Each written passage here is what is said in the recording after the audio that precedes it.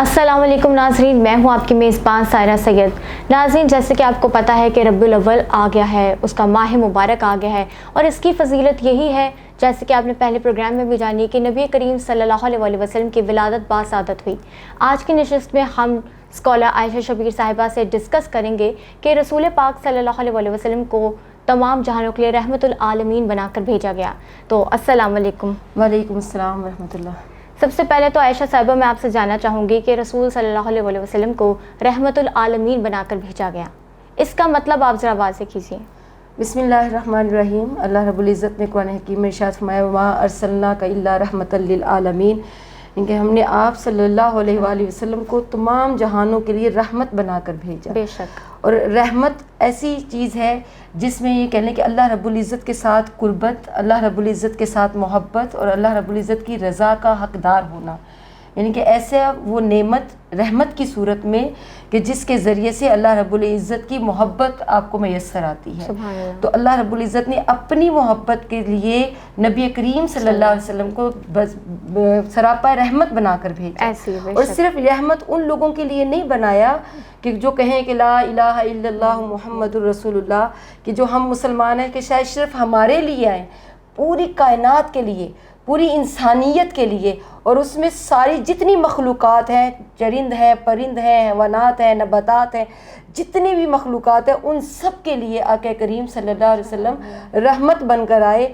اور رحمت اس طرح سے کہ جب وہ تشریف لائے تو یہ دنیا ظلم کا ایک گہری کھائی بنی ہوئی تھی، یہ ظلم کا ایک پورا بازار گرم تھا یہاں پر، اور آقا علیہ السلام کا تشریف لانا ان سب کو اس ظلم سے نجات دلانا ہے، ان سب کو مقام و مرتبہ دلانا ہے، ان سب کی اہمیت کو واضح کرنا ہے، انہیں محبت کا درس دینا ہے، انہیں پیار کا سبق دینا ہے۔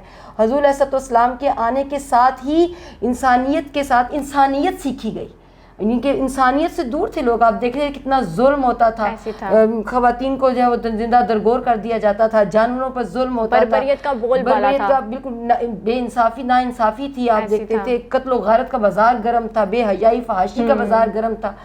کوئی ایسا ظلم جو وہاں اس معاشرے کے اندر روا نہیں رکھا جاتا تھا، بلکہ پوری کائنات اس وقت پوری دنیا کے اندر کوئی ایسی رسم جو ظلم کی اور جو بربریت کی، نا انصافی کی ایسی نہیں تھی جو وہاں پر موجود نہ۔ آفس کو فجور بڑا عام تھا، جھوٹ عام تھا، کوئی ایسی برائی، کوئی ایسا شر جو اس معاشرے کے اندر نہ ہوتا ہو، وہ اس وقت محل ایک موجود تھا۔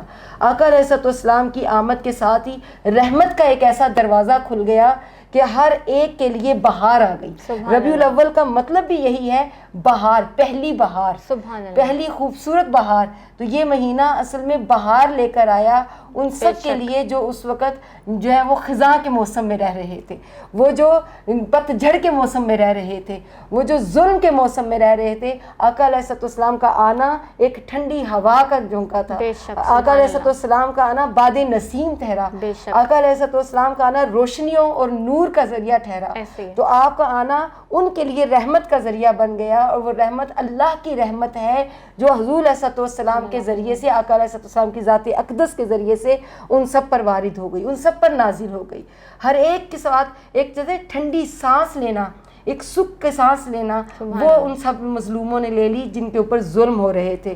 تو رحمت اللہ رب العزت نے خود پھر اس کی گواہی دے دی قرآن حکیم میں۔ اللہ رب العزت نے خود فرمایا کہ ہم آپ کو نہ بھیجتے، وما ارسلناک الا رحمۃ للعالمین، ہم نے آپ کو نہیں بھیجنا تھا، پہلے آپ کو سراپا رحمت بنایا، پھر آپ کو کائنات میں دنیا میں بھیجا کہ جب آپ آئیں تو ہر ایک آپ کے ساتھ اٹیچ ہو جائے، ہر ایک کو آپ سے فیض ملے، ہر ایک کو آپ سے رحمت ملے۔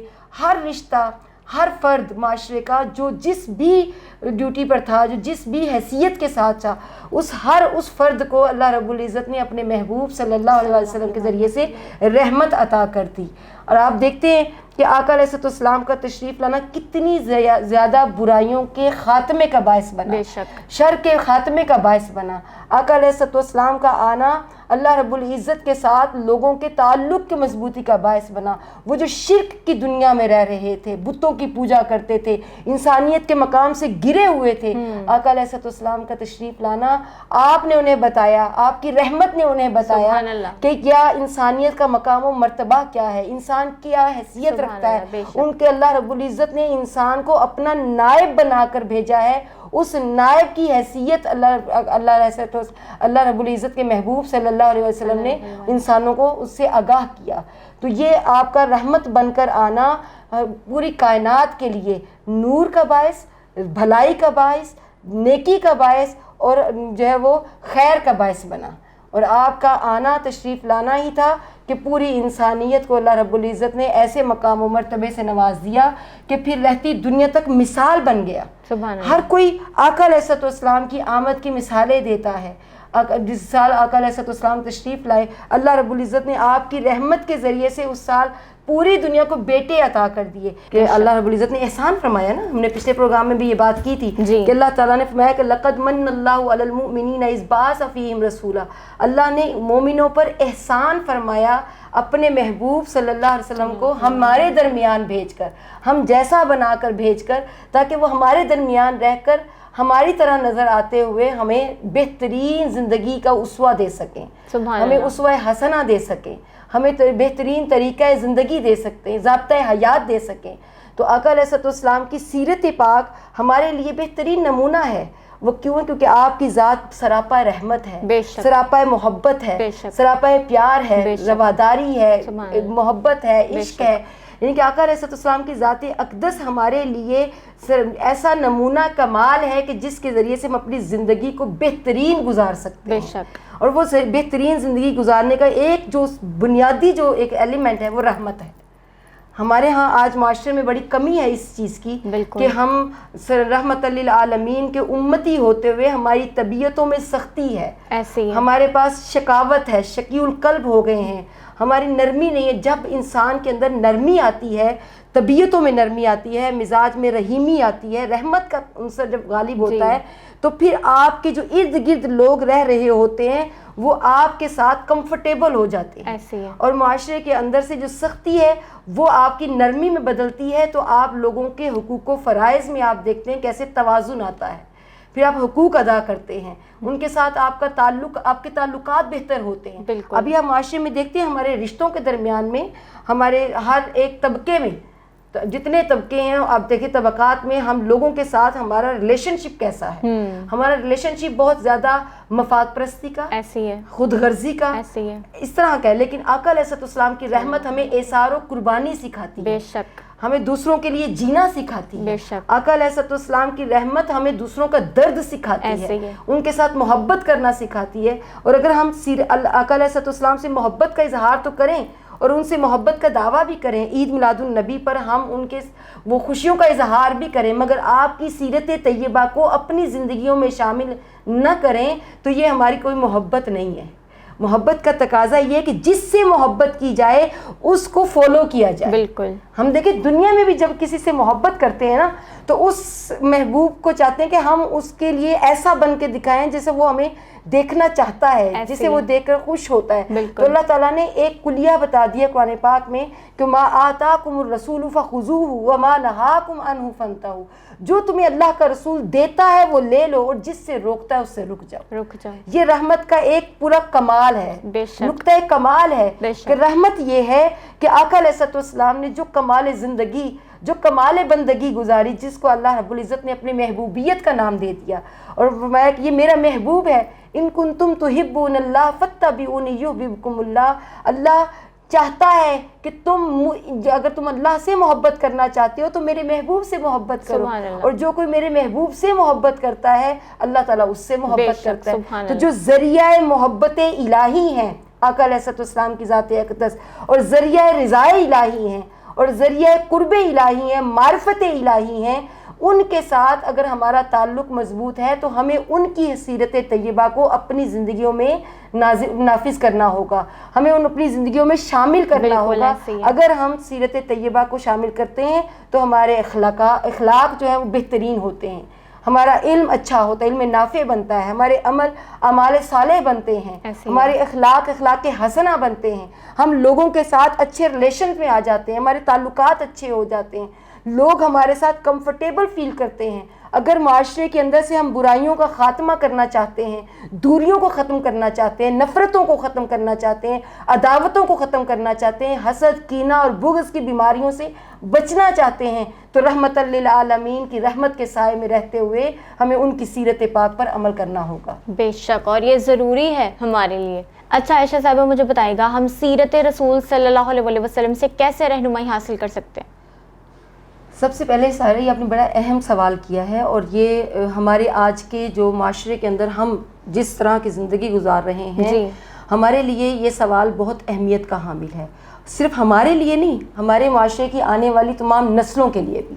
اگر ہم مسلمان ہیں اور ایک اسلامی ملک میں رہ رہے ہیں تو ہمیں یہ دیکھنا چاہیے کہ ہم جن کے امتی ہیں، جو آقا علیہ الصلوۃ والسلام جن کی شریعت پر عمل کرتے ہیں، جن کو ہم فالو کرتے ہیں، جن کی طریقت پر ہم ہیں، کیا ان کی وہ سیرت پاک ہم اس سے آگاہ ہیں؟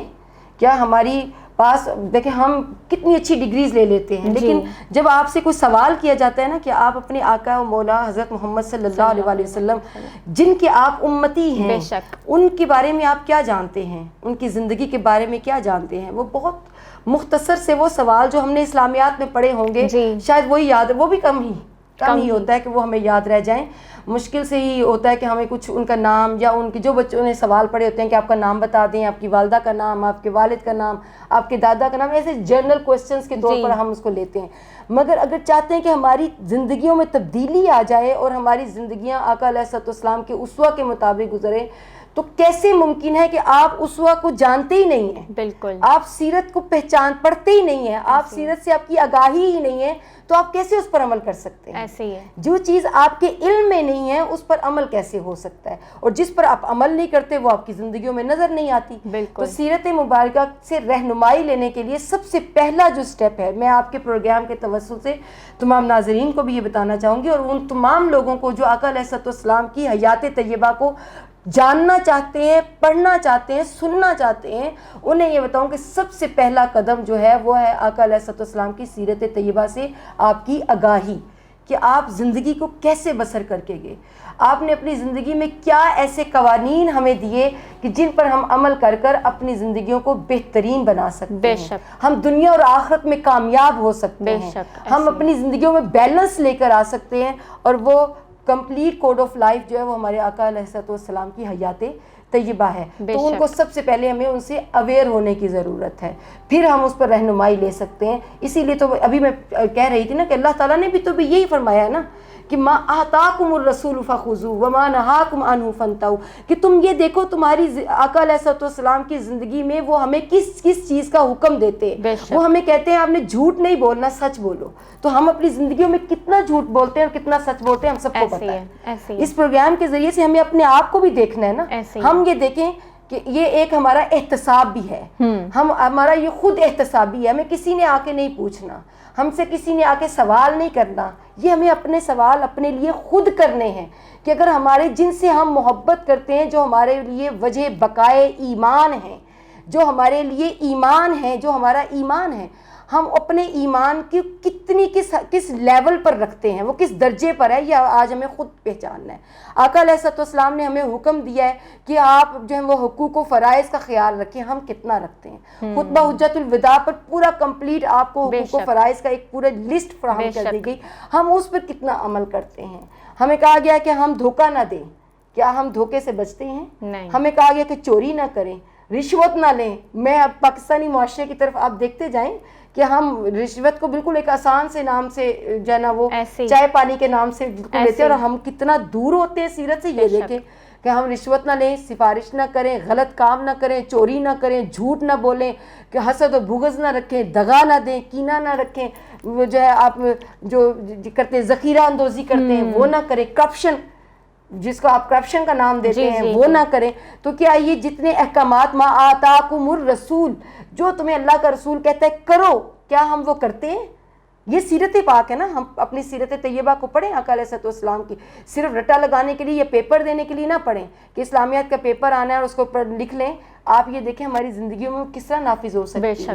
تو کیا ہم وہ کرتے ہیں؟ پھر اللہ رب العزت نے فرمایا وَمَا نَهَاكُمْ عَنْهُ فَانْتَهُوا، جس سے منع کیا ہے وہ منع ہو جائیں. تو کیا ہم اس سے منع ہوتے ہیں؟ تو اس طرح سے ہم اپنی زندگیوں میں خود سے ایک کچھ پیرامیٹرز طے کر لیں جو اللہ رب العزت نے ہمیں دیے ہیں، اور اپنے لیے کسی اسکالر کا انتظار نہ کریں، کسی مولوی کا انتظار نہ کریں، کسی کے پاس جانے کے لیے نہ کہیں کہ ہم خود مسلمان ہیں اور ہمارے آقا و مولا ہر ایک کے ہیں، بلکہ ہمارے تو زیادہ ہیں. تو آپ ان سے دیکھیں وہ ہمیں کیا کہتے ہیں، کہتے ہیں علم حاصل کرو، خود شعور حاصل کرو. علم حاصل کرنا ہر مرد و عورت پر فرض ہے. تو یہ آقا علیہ السلام کا حکم ہے. بے شک. کیا ہم علم حاصل کرتے ہیں؟ پھر فرمایا کہ وہ علم ایسے ہی ہے ایک بنجر زمین کی طرح کہ جس علم کو پڑھا اور اس پر عمل نہ کیا جائے.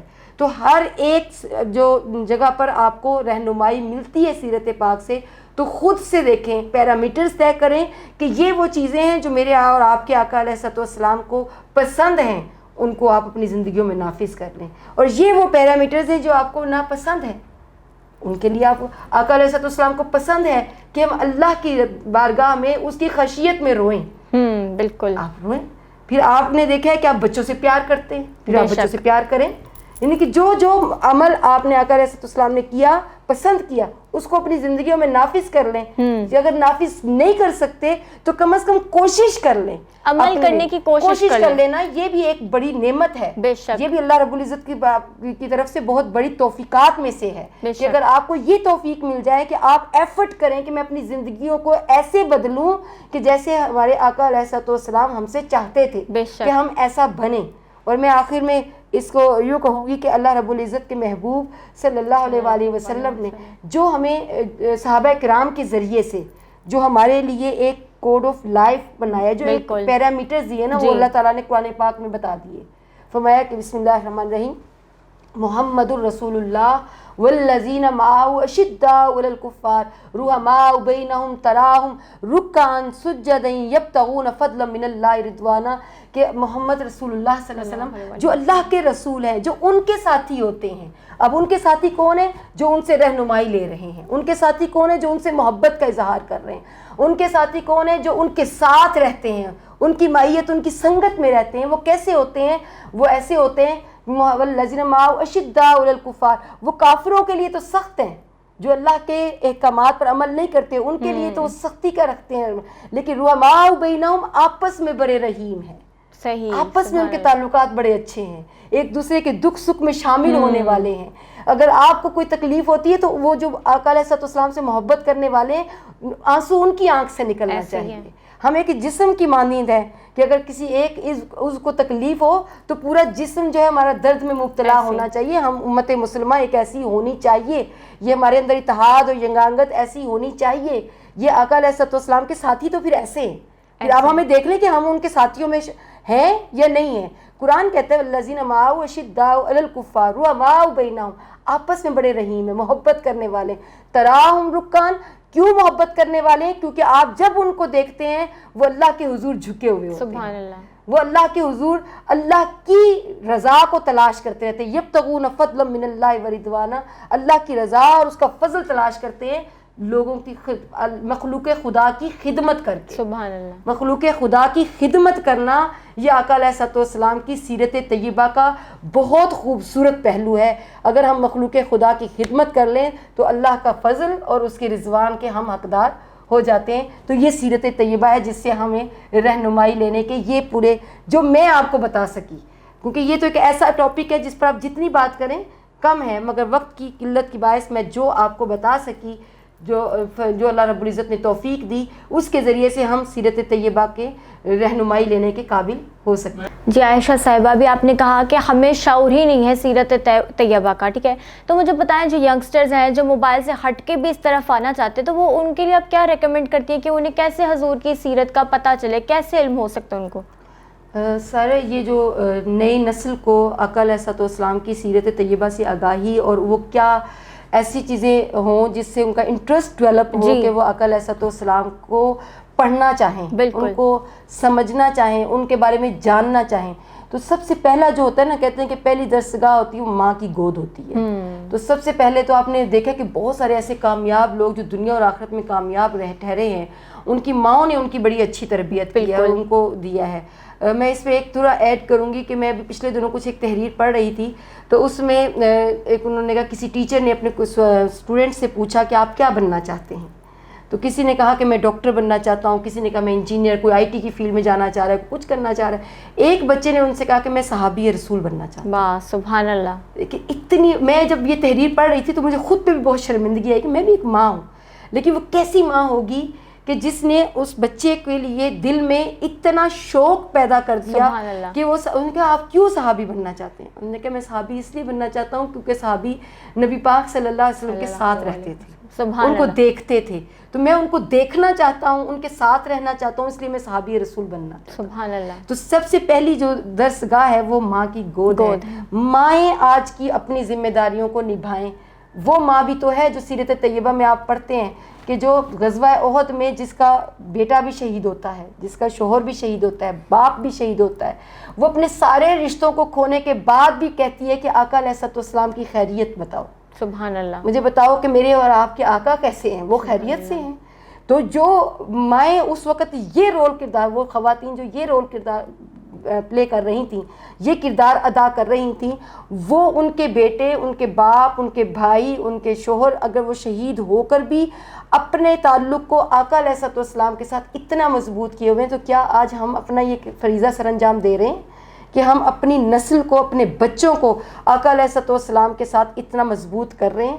یہ چیز بتانا بہت ضروری ہے کہ ہمارے رول ماڈل، ہمارے آئیڈیل، ہمارے لیے سب سے معتبر ہستی جو ہے، جو پرسنالٹی ہیں، جو کمپلیٹ ہیں، جنہیں اللہ رب العزت نے جو ہے اس نمونہ کمال بنا کر بھیجا ہے، وہ آقا علیہ السلام ہیں. ہم اپنے لیے بہت سارے آئیڈیلز تلاش کرتے ہیں، اور یہ آئیڈیل تب بنتے ہیں جب ہم بچپن میں کانوں میں سنتے آئیں کہ ہمیں ویسا بننا ہے جیسا آقا علیہ السلام. سبحان اللہ. ہم ہم اپنے بچوں کو روکتے ہیں. یہ ایک ایگزامپل ہے، میں نے اپنی زندگی میں بھی اس کا ایکسپیرینس کیا ہے کہ مائیں اگر یہ کہہ کے روکے نا کہ بیٹے جھوٹ نہیں بولنا، اس سے آقا علیہ السلام نے منع فرمایا ہے، امام الانبیاء نے منع فرمایا ہے. تو ایک تو آپ امام الانبیاء سے ان کو اویئر کر رہے ہیں، اور دوسرا آپ جو ہے وہ بچے کے دل میں ان کے لیے شوق پیدا کر رہے ہیں کہ اس کا مطلب یہ کہ وہ کیسی ہستی ہوں گے کہ جنہوں نے ہمیں برائیوں سے روک کر خیر کی طرف، شر سے روک کر خیر کی طرف راستہ دیا ہے، کامیابی کا راستہ دیا ہے. نمبر ایک. نمبر دو، چونکہ آج کل ہے سوشل میڈیا کا دور، آپ اس موبائل سے دور نہیں کر سکتے کسی کو بھی. آپ کہہ نہیں سکتے، جو جن ماؤں نے یہ فریضہ سر انجام نہیں دیا یا جن کے گھروں میں ایسا ماحول نہیں ہو سکا اور وہ یہ چاہتے ہیں کہ ہم اپنے آقا و مولا خاتم الانبیاء، امام الانبیاء، نبی کریم صلی اللہ علیہ وآلہ وسلم کی ذات اقدس کو جانیں اور پہچانیں، اور وہ ہمیں کیا سکھا کے گئے ہیں، کیا کہہ کر گئے ہیں، وہ ہمارے لیے کون سی شریعت کو چھوڑ کے گئے ہیں. دیکھیں چیزیں تھیں، اگر آپ ان کے لیے مشکل بنا دیں گے نا، ہمارے لیے یہ ہے کہ ہم نے اسلام کو مشکل بنا کر پیش کر دیا ہے. ایک ہوتا ہے کہ پریکٹیکل اسلام جی، اور ایک ہوتا ہے کہ تھیوریکل اسلام. صحیح. ہم ان کو اتنا مشکل کر دیتے ہیں کہ ایسے نماز نہیں پڑھنی، ایسے پڑھی تو آپ کی نماز قبول نہیں ہوگی، یہ چیز غلط، یہ چیز غلط. ہم کہتے ہیں ایسے دین اسلام کو ہی چھوڑو جس میں ہم مشکل میں پڑھ رہے ہیں. ہم آسان نہیں دیکھ کے دیتے. اللہ تعالیٰ نے تو دین کو آسان بنا کر بھیجا ہے. یہ دین اسلام نے آسانی کے لیے پیدا کیا ہے. تو ہم اپنی بچوں کو اس سے دور نہیں کریں. ہر چیز کے اندر وہ اچھا بھی ہے، وہ برا بھی ہے. ہمارے اوپر کہ ہم اس کا استعمال کیسے کرتے ہیں. ایسے ہے. یہی موبائل آپ یوز کریں، اٹھائیں، لیکن اس موبائل کے اندر بھی دیکھیں جب آپ سیرت پاک کے لیے جاتے ہیں تو آپ کو کیا پتا کہ جو پرسن آپ کو بتا رہا ہے وہ ٹھیک بتا رہا ہے یا غلط بتا رہا ہے. یعنی کہ وہ جس اسکالر، اب آج کل تو اسکالرس بھی اللہ ماشاء اللہ کچھ سمجھ نہیں آتی ہے کہ وہ ٹھیک ہے. میں خود بھی ایک اسکالر ہوں، لیکن میں یہ ایک المیہ ہے بہت بڑا. میں خود بھی کہوں گی کہ ہم وہ دین کے لیے نہیں پڑھاتے، بلکہ وہ آج کل ایک کاروبار، ایک بزنس ہو گیا ہے. تو خیر یہ ایک الگ ٹاپک ہے. تو اب آپ جو ہماری ینگ جنریشن ہے اس کو کیسے دیکھنا ہے؟ انہیں یہ دیکھنا ہے کہ جو اسکالر آقا علیہ السلام کی محبت کی بات کرے اور ان کے ساتھ دونوں تعلق، ایک ہے تعلق حبی تعلق، محبت کی بات، دوسرا سیرت کی بات، دونوں تعلقات کو آپ کے ساتھ سامنے ساتھ ساتھ لے کے جائے. یہ نہیں کہ وہ صرف آپ کو اسوہ بتاتا جائے مگر آپ کے ساتھ تعلق کو کمزور کرتا جائے، اور ایک آپ کے ساتھ محبت ہی بتاتا جائے اور آپ کے ساتھ سیرت کو آگاہی نہ کرے. دونوں چیزیں ہی غلط ہیں. آپ کو آقا علیہ السلام کے ساتھ دونوں چیزوں کو جوڑنا ہے، محبت بھی اور سیرت بھی، حبی تعلق بھی اور تعلیماتی تعلق بھی. اور یہ دونوں تعلق جو اسکالر آپ کو اس سے اویئر کر رہا ہو، بس آپ اس کو سننا شروع کر دیں. جیسے آپ ان کو سنتے ہیں، پھر ان کی کتابوں کو پڑھیں جو پڑھنے کے شغف رکھتے ہیں. آپ بخاری شریف کو پڑھیں، مسلم شریف کو پڑھیں، کتاب الشفا قاضی ایاز کی اس کو پڑھیں. سیرت رسول صلی اللہ علیہ وسلم کی کتابیں موجود ہیں جو اچھے اسکالرز کی ہیں. ڈاکٹر طاہر القادری کی سیرت پر 10 جلدوں پر مشتمل کتاب ہے، بہت خوبصورت کتاب ہے. آپ کی ڈے بائی ڈے کی جو سیرت پاک ہے وہ اس میں ذکر کیا گیا، اس کو پڑھیں. تو جو اگر پڑھنے کا شغف نہیں تو پھر چھوٹے چھوٹے سے کلپس جو آپ کی زندگیوں میں، جو بچوں کے لیے، نئی جنریشن کے لیے ہیں، 1-1 منٹ کے، 2-2 منٹ کے، 3-3 منٹ کے، جس میں آپ کی چھوٹی چھوٹی جملوں کے ذریعے سے بڑی بڑی باتیں آپ سیرت پاک کی سیکھ سکتے ہیں. وہ اس اسکالر کی ضرور سنیں جو آپ کو آقا علیہ السلام کے ساتھ محبت میں بھی جوڑے اور سیرت میں بھی جوڑے. جی ناظرین، تو یہ تھا ہمارا آج کا پروگرام جس میں ہم نے سیرت رسول سے ہم کیسے رہنمائی حاصل کر سکتے ہیں یہ ہم نے ڈسکس کیا تھا. آپ سے ملاقات ہوگی پھر، تب تک کے لیے اللہ حافظ.